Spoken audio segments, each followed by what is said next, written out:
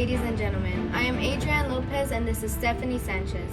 We are reporting to you live from our studio to report on another recent discovery in the co-ed killings. It is with a heavy heart that we report to you that the remains of 23-year-old Rosalind Thorpe and 20-year-old Allison Liu were identified about 2 weeks after they were reported missing. It is still unknown what events led to the death of these two women, as they have no apparent connection with each other apart from attending the same college. For more insight on the discovery, let's visit our field reporter, Margo Jones, who is reporting to us live from the crime scene. However, we must warn you, some of the contents described will be graphic. Viewer discretion is advised. Yes, thank you. The remains of who we know are 23-year-old Rosalind Thorpe and 20-year-old Alyssa Liu were found about 2 weeks ago by two hikers at Eden Canyon near San Francisco. As you can see, this area is still closed off by investigators as they are still searching for some additional evidence. It has yet to be confirmed by officials that one suspect is responsible for the string of victims. However, with such similarities in these reports, us at the Santa Cruz News are positive we have a serial killer among us. Back to you. If you're unfamiliar with the recent discoveries of bodies we have had in the past year in the Santa Cruz area, let us educate you. On May 5th, 1972, Mary Ann Pesch and Anita Luchesa, who we believe to be the first victims of the co-ed killings, were first reported missing. They were not hitchhikers, and it is assumed they were abducted when they hitched a ride to a Stanford University party. The dismembered body of Anita Luchesa was found in a secluded area. She had obtained stab wounds and showed signs of sexual assault. Unfortunately, only the head of Marianne had been discovered, but it is assumed she experienced the same cause of death as Anita. On September 14th, 1972, 14-year-old Alyssa Liu was reported missing by her family when she failed to return home from a dance class. Her body was later found dismembered and decapitated. There were signs of sexual assault, and her cause of death was unfortunately suffocation. Cindy Shaw is believed to have been murdered on January 8th, 1973. She was a known hitchhiker and her body was discovered in a body of water. If it wasn't for the familiar decapitation and sexual assault to the body, this case may not have been connected, as Cindy was shot and not strangled like the rest of the victims. Now, onto our most recent victims. 23-year-old Rosalind Thorpe and 20-year-old Allison Liu. They were also known hitchhikers. They were classified as missing to the public on February 8th, 1973. And they were only discovered only a few short days later on the 14th. Like the previous victims, the two girls were shot, killed, decapitated, dismembered, and showed signs of sexual assault. As stated before, it is still not confirmed by the authorities whether one sole individual responsible for these 5 victims, but as we can see through these victims, it is a likely possibility. Thank you, viewers, for listening, and please stay safe.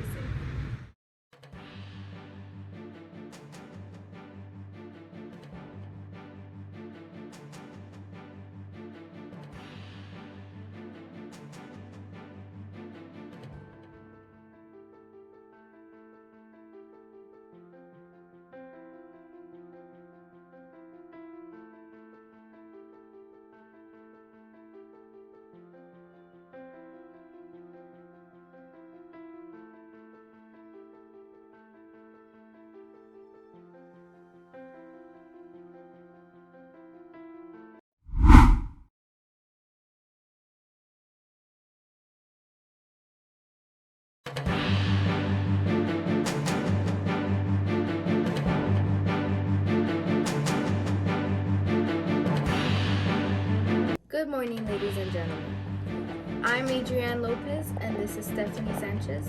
We're here to report to you a very shocking element in the case of the co-ed killings. The killer has been identified, and it is none other than 24-year-old Edmund Kemper III. The 6'9" giant turned himself into the police this past night after he murdered, decapitated, and sexually assaulted his mother, Clarnell Stage. Now for some more insight on this vicious monster.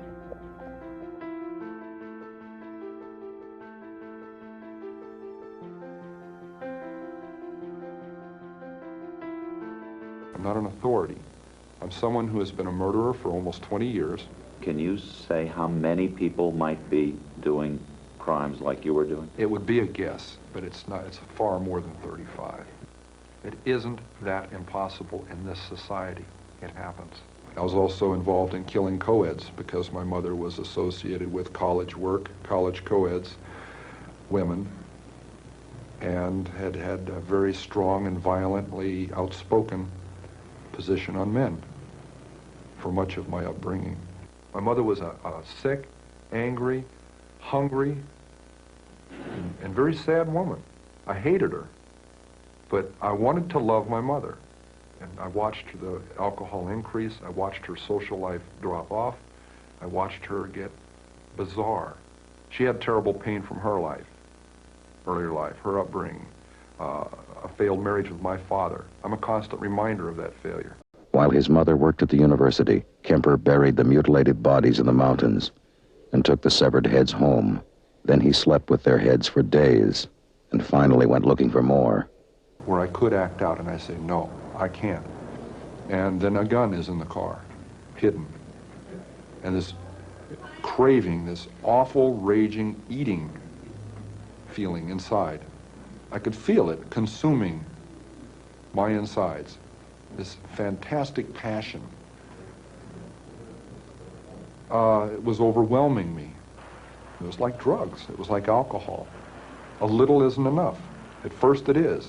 And as you adjust to that, psychologically and physically, you take more and more and more. It's the same process. These are the ones.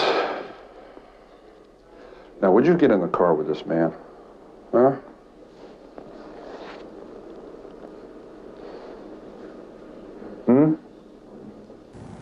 On one occasion, Kemper picked up 2 roommates in Berkeley.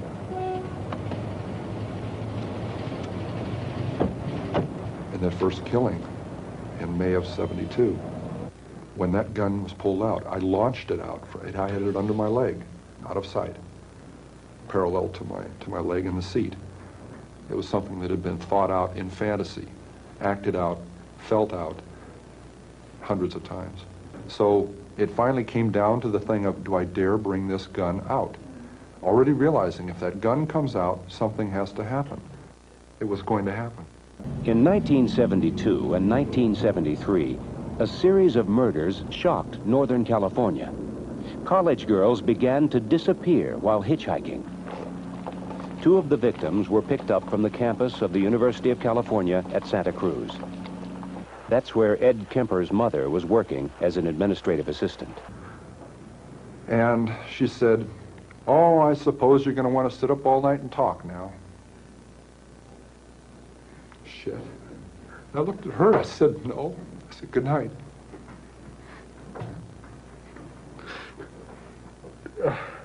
And I knew I was going to kill her, you know? And I'm so cold, it's so hard. And that's the first time in 10 years I've looked at it that way. I mean, that intensely, that honestly. It hurts. A 6 young woman dead because of the way she raises her son and the way her son is raised, the way he grows up. And what's her closing words?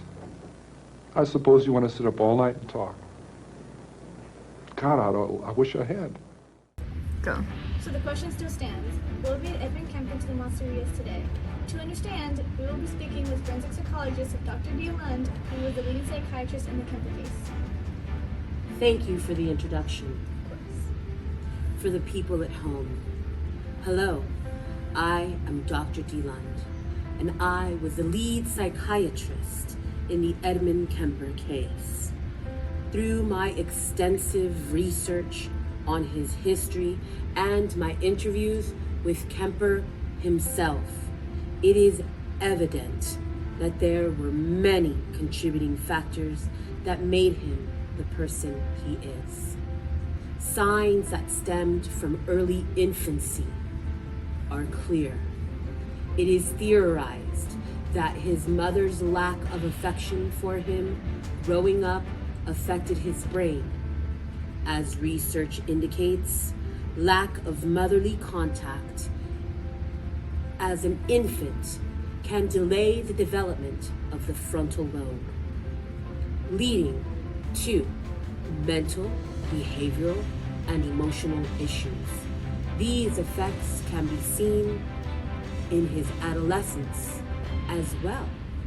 He showed aggression towards animals and murdered his own pets. A telltale sign of a serial killer in the making. Additionally, Kemper was incredibly intelligent and aware of himself, which is a very rare trait for a serial killer to possess. Kemper was an impulsive killer. He simply could not resist killing an attractive girl. However, he also maintained incredible restraint when he knew it was time for him to end his spree following the death of his mother. He understood that his mother was the root of his rage and turned himself in after murdering her, which again, this type of self-awareness is typically unheard of with killers. Unfortunately, and ultimately, there were various signs that foreshadowed Kemper's future crimes, and due to the ignorance of his parents, psychiatrists, police, and Kemper himself, 10 innocent lives had to pay the price. Thank you. You're welcome.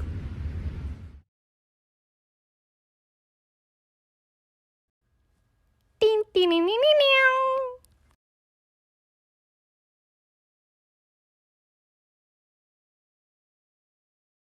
Ladies and gentlemen, I'm Stephanie Sanchez. Oh my god. Gentlemen, I'm Stephanie Sanchez, and this is Adriana Lopez, and we're here to report a very shocking element in the case of the co-ed killing. The remains of who we know are 23-year-old Rosalind Thorpe and 20-year-old Alyssa Liu were found about 2 weeks ago. Stop laughing. Today. To understand, we will be speaking to the forensic psychologist, Dr. D. Lund, who is the leading psychiatrist in the Kemper case. Hello. The killer has been identified, and it is none other than 24-year-old Edmund Kemper. Wait, he was the Yes, thank you. The remains who we know are 23-year-old Rosalind Thorpe and 20-year-old Allison Liu were found about 2 weeks ago. Wait the god. Signs that stemmed from early infancy. It is theorized. Shoot. No, that was good. Edmund Kemper into the monster he is today. To understand, we will be speaking with forensic psychologist Dr. D. Lund, who is the leading psychiatrist in the Kemper case. Thank you for the introduction. Of course. For the people at home, hello. I am Dr. D. Lund, and I was the lead psychiatrist in the Edmund Kemper case. Good morning, ladies and gentlemen. We are here to report to sorry.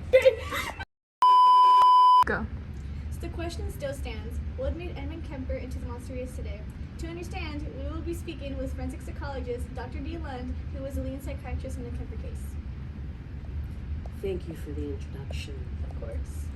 For the people at home, hello. I am Dr. D. Lund,